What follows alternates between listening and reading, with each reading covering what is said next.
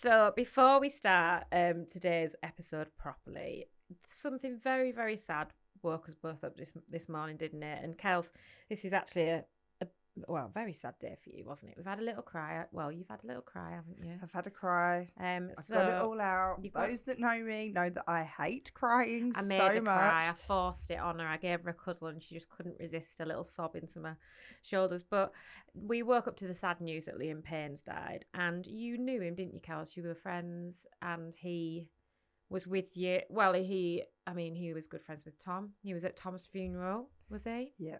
Well, I think there was this whole thing of like 1D and the Wanted, and they did have beef back in the day. They did have beef back in the day. Oh my god! I mean, the Wanted, I feel like they just went out and started on everyone. And to be fair, Tom was like one of the main culprits. I'd be like, why have you just got to put things out on Twitter? Just zip it. If you've got nothing nice to say, don't say anything at all. I literally used to be mortified. But do you know what? I think when Tom got sick, it really resonated with Liam. Yeah. And he obviously reached out. He was really there for Tom.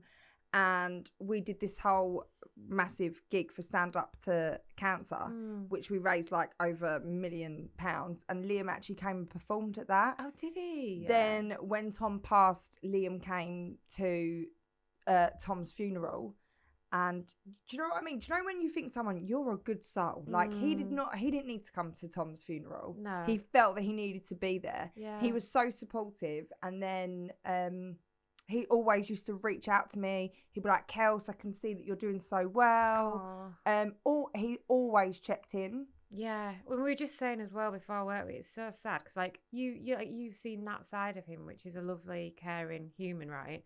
And then the bloody media and all their shit stories that they post about of everything. And yeah, there might be truth in a lot of things. There might not be.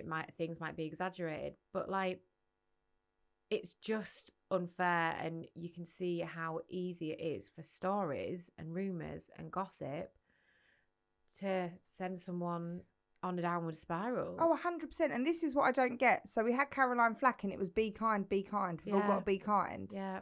But yet they're not kind. Yeah. This has happened for, we don't know the reasons why this has happened with Liam.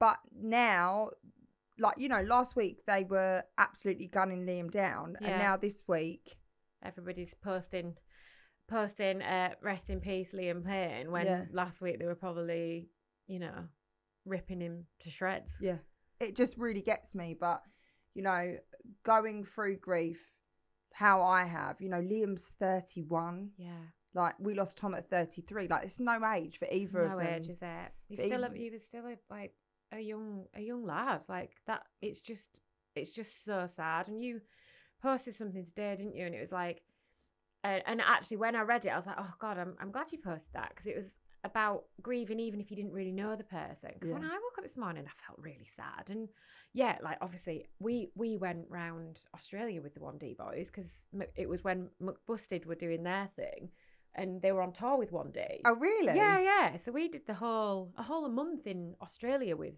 1D, and he came to our house before when they recorded a song for their album with the McFly boys.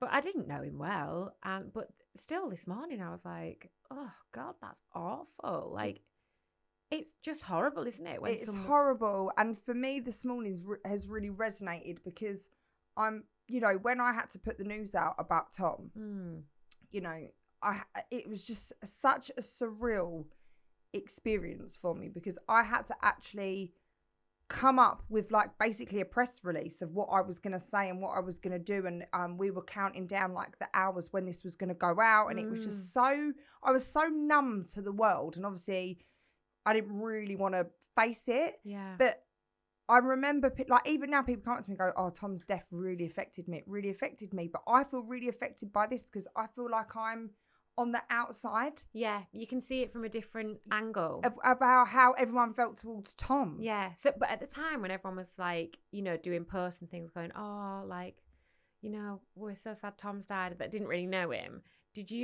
How did you feel towards those people at that time?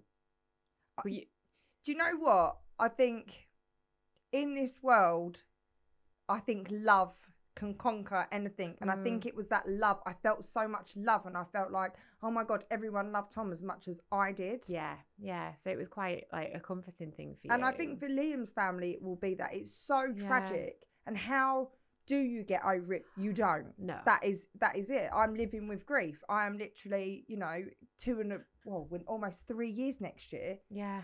And I'm still here, and I'm still living and dealing with grief, Do you think you'll ever stop grieving? Do you think you're going to be grieving forever? I think, ultimately, I think I'll grieve forever, because also you're grieving the life that you once had. Yeah, of course. And those memories don't go. Even, for Liam's girlfriend, for Liam's mum, Liam's dad, his son, your grief is what would life had been if they stayed. Yeah. And I think that's, for me, it's my life was going in such a direction where, like I always say, it was like the perfect family, 2.4 family, like mum, dad, little girl, little boy, so perfect, married, met Tom at a young age. Like, it couldn't have been any better for me. Yeah. Yet, boom. Yeah, your world falls apart. And even for Liam's family, it's so different for us, because for me, obviously, now I hated when people used to say this to me, like, oh, well, you grieved Tom like when he got diagnosed. No, I didn't grieve Tom then. I got a different Tom when he was diagnosed, and I lost the Tom. So I guess I did have time. Yeah. But when things happen so suddenly. Yeah, and also, like, I suppose they'll never fully know, did he mean to do it, or was it an accident? Was it because he was... nobody knows. Well, I mean, I'm sure it will come out, but was he intoxicated? But then you don't know what was going through his head. Was he intoxicated and went, do you know what, I don't want to be here anymore? Yeah. Was he insane mind to even make that decision? Had he been thinking about it for a while? And that's the thing that I think must be so hard, is not knowing. Yeah. And obviously he's left behind, I think his little boy Bear's 7. Yeah. And that got to me this morning. I was thinking, oh my God, I can't imagine telling Cooper at this age, your dad's dead. Yeah. Your dad's died. Because obviously Bodhi and Aurelia were a lot younger and didn't necessarily understand at that time what that really meant. No, we're living it in a different way now. Yeah. Even last night she was asking me, like, did Dad want a girl or a boy when I was born? Oh. Like, she asked me stuff all the time. We grieve, like, we're grieving Tom every day, and they will grieve Liam every day. Yeah, yeah. But I imagine there's going to be so many more questions. Because I imagine for Aurelia, because obviously Bodhi was baby, wasn't he? Yeah. So I imagine he's not going to have really any memory of Tom being alive. Yeah. Does that make you sad? Yeah, because he was only 18 months. Yeah. And then I just think, like, Bodhi's going to be 4 on Sunday. Yeah. Like, is he?